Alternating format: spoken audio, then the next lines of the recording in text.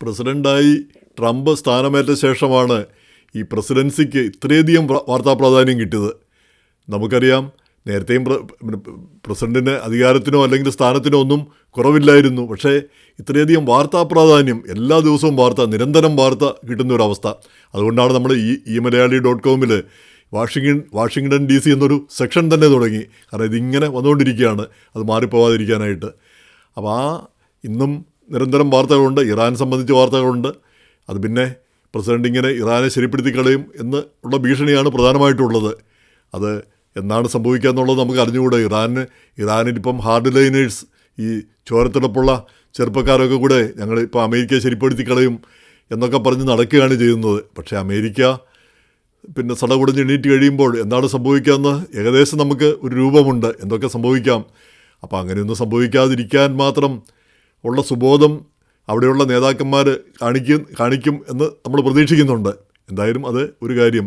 അപ്പോൾ ഇന്ന് വന്ന പല വാർത്തകളിൽ ചെറുത് ഈയിടയ്ക്ക് ഈ പിന്നെ IRSനെതിരെ പ്രസിഡന്റ് ട്രംപ് ഒരു 10 ബില്യൺ കേസ് കൊടുത്തിരുന്നു. പ്രധാനമായിട്ടും അതിൻ്റെ കാരണം ഈ അദ്ദേഹത്തിൻ്റെ ബിസിനസ് സംബന്ധമായിട്ടുള്ള ടാക്സ് പേപ്പേഴ്സ് പിന്നെ ചോർന്നു പോവുകയും അത് ന്യൂയോർക്ക് ടൈംസിൽ പബ്ലിഷ് ചെയ്യുകയും ചെയ്തു. അപ്പോൾ ആ ടാക്സ് പേപ്പേഴ്സ് IRSൻ്റെ പക്കൽ നിന്നാണ് ചോർന്നു പോകുന്നത്. അപ്പോൾ അതിൻ്റെ പേരിലാണ് ആ കേസ് വന്നത്. അപ്പോൾ പിന്നെ ട്രംപിൻ്റെ മക്കളും ഒക്കെ കൂടി ചേർന്നാണ് ആ കേസ് കൊടുത്തത്. എന്തായാലും ആ കേസ് സെറ്റിൽ ചെയ്തു. പകരം ഒരു IRSനോട് ഒരു ഈ ജസ്റ്റിസ് ഡിപ്പാർട്ട്മെൻറ്റ് ഒരു $1.776 ബില്യൺ ഒരു പ്രത്യേക ഫണ്ട് ഉണ്ടാക്കുന്നു. അതായത് 1776 അമേരിക്കയുടെ സ്വാതന്ത്ര്യം പ്രഖ്യാപിച്ച് 250 വർഷം മുമ്പുള്ള ഇത് പ്രമാണിച്ചാണ് $1.76 ബില്യൺ അത്രയും ഡോളർ. എന്നിട്ട് അത് കൊടുക്കുന്നത് ഈ മുൻ സർക്കാർ, ബൈഡൻ്റെ സർക്കാർ ഈ രാഷ്ട്രീയ താല്പര്യത്തിൻ്റെ പേരിൽ ആളുകളെ പ്രോസിക്യൂട്ട് ചെയ്ത് അവർക്കാണ് കൊടുക്കുന്നത്. അവർക്കാണ് നഷ്ടപരിഹാരമായിട്ട് ചോദിക്കാനായിട്ട് അവകാശമുള്ളത്. അത് കൊടുക്കുന്നത് ആർക്കാണ് കിട്ടേണ്ടതെന്നുള്ളതിന് ഒരു കമ്മിറ്റിയും രൂപീകരിക്കും. അപ്പോൾ അത് അന്ന് ഈ പിന്നെ ജനുവരി 6 ക്യാപിറ്റോൾ ഹിൽ ആക്രമിച്ച അവിടെ പോയി പ്രശ്നങ്ങളുണ്ടാക്കിയ ആളുകൾ, അവരെ പലരെയും പിന്നീട് ബൈഡൻ്റെ കാലത്ത് ജയിലിലിടുകയൊക്കെ ഉണ്ടായി. അവരിൽ പലർക്കും നാനാവിധ നാശനഷ്ടങ്ങളുണ്ടായി.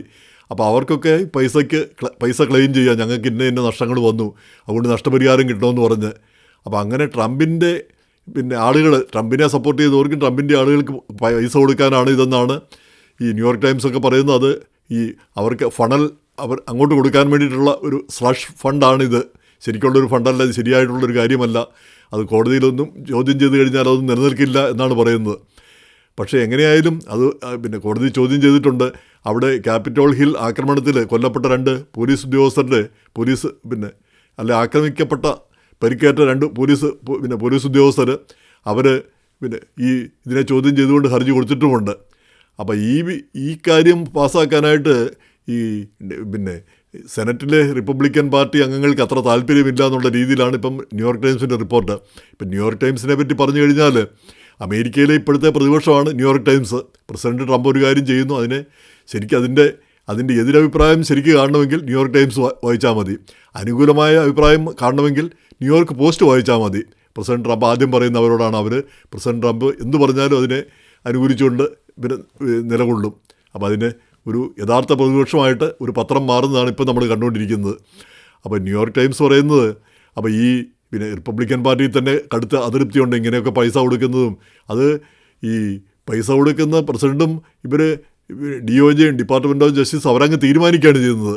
അല്ലാതെ കോൺഗ്രസിൻ്റെ ഈ പൈസയുടെ കാര്യങ്ങളെല്ലാം കോൺഗ്രസ് അംഗീകരിക്കണമെന്നാണ് അമേരിക്കയിലെ വ്യവസ്ഥ തന്നെ. പക്ഷേ അതിനെയെല്ലാം ലംഘിച്ചുകൊണ്ടാണ് കാര്യങ്ങൾ പോകുന്നത്. അപ്പോൾ അത് കോൺഗ്രസ് ഇതിനെതിരെ വല്ലതും പറഞ്ഞാലും ഒന്നും നടക്കാൻ പോകുന്നില്ല. പ്രസിഡന്റ് ഇഷ്ടത്തിനേ ചെയ്യാൻ പോകുന്നുള്ളൂ എന്നാണ് പലരും കരുതുന്നതും. ഇപ്പോൾ ഇറാനുമായിട്ടുള്ള യുദ്ധത്തിന് കോൺഗ്രസിൻ്റെ അംഗീകാരം വാങ്ങേണ്ടതാണ്. 60 ദിവസം കഴിഞ്ഞ് കഴിഞ്ഞാൽ അംഗീകാരം വാങ്ങിയിരിക്കണമെന്നാണ്. പക്ഷേ ഇപ്പോൾ വെടിനിർത്തലായതുകൊണ്ട് പിന്നെ അംഗീകാരത്തിൻ്റെ ആവശ്യമില്ല എന്നാണ് പ്രസിഡന്റ് പറഞ്ഞിരിക്കുന്നത്. ഇപ്പോൾ പ്രസിഡന്റ് അങ്ങനെ പറഞ്ഞാൽ അല്ല എന്ന് പറയാൻ ആരെക്കൊണ്ട് പറ്റും ഇപ്പോഴത്തെ സാഹചര്യത്തിൽ? അപ്പം ഒന്നും മറുത്തു പറയാനുള്ള അവസ്ഥയില്ല റിപ്പബ്ലിക്കൻ പാർട്ടിക്ക്. എന്ന് മാത്രമല്ല, പ്രസിഡന്റിനെ എതിർക്കുന്ന ആളുകൾ അവരെല്ലാം പ്രൈമറിയിൽ ഇപ്പം ലൂയിസിയാനയിൽ തോറ്റു, മിഷിഗണിൽ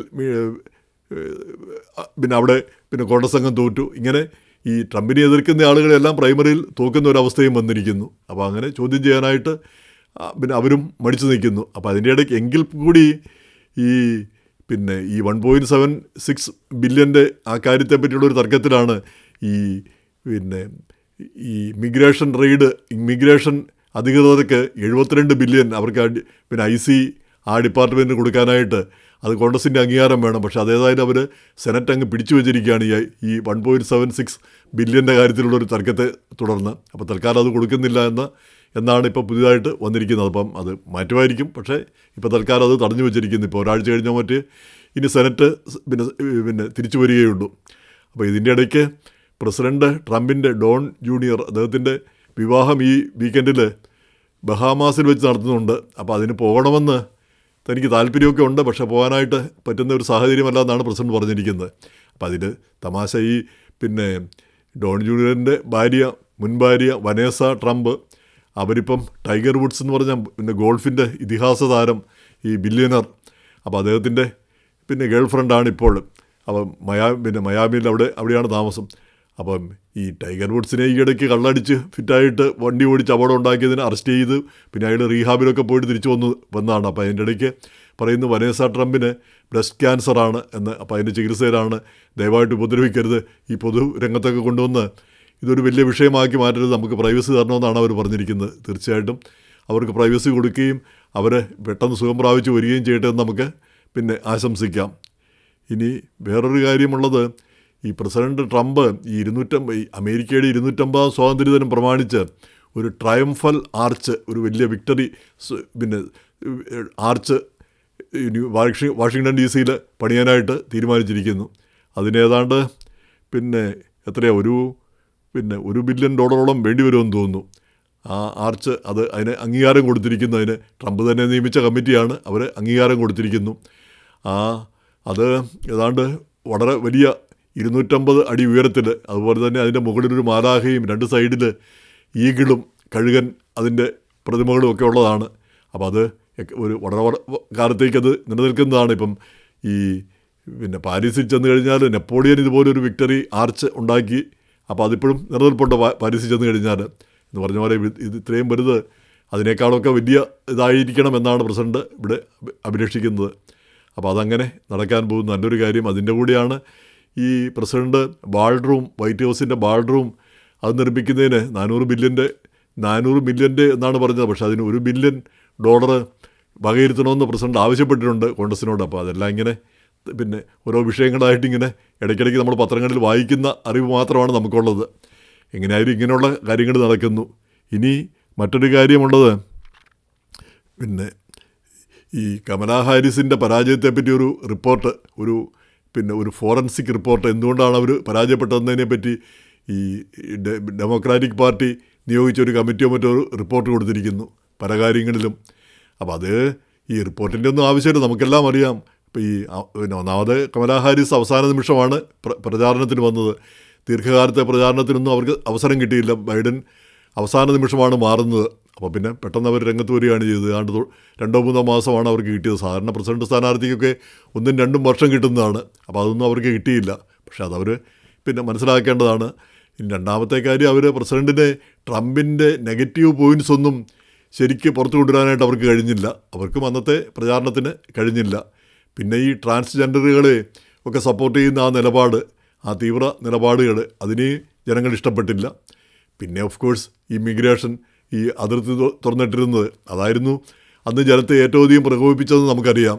അതാണ് ട്രംപിൻ്റെ ഏറ്റവും വലിയ വിജയത്തിന് കാരണമാവുകയും ചെയ്തത്. പക്ഷേ അതിനുശേഷം മറ്റു കാര്യങ്ങളെല്ലാം ട്രംപ് ടേക്കപ്പ് ചെയ്തു. അങ്ങനെ ഈ രാഷ്ട്രീയ രംഗം വ്യത്യസ്തമായി മാറുകയും ചെയ്തു. അത് ഈ വിദേശ രാജ്യങ്ങളിലൊന്നും യുദ്ധത്തിനും മറ്റും പോകില്ല എന്നും പറഞ്ഞാണ് ട്രംപ് അധികാരത്തിൽ വന്നത്. ഇപ്പോൾ ഇറാനിൽ യുദ്ധം ചെയ്യുന്നു, അങ്ങനെ വെനസ്വേലയിൽ പോയി, ഇപ്പോൾ ക്യൂബയെ ഒരു പരുവത്തിലാക്കി ഒരു മര്യാദയുടെ വഴിയിലേക്ക് കൊണ്ടുവരുമെന്നാണ് പറഞ്ഞിരിക്കുന്നത്. എങ്ങനെയായാലും ഇങ്ങനെ നിരന്തരം വാർത്തകൾ ഉണ്ടാകുന്നു എന്നുള്ളതാണ് നമ്മൾ കണ്ടുകൊണ്ടിരിക്കുന്നത്.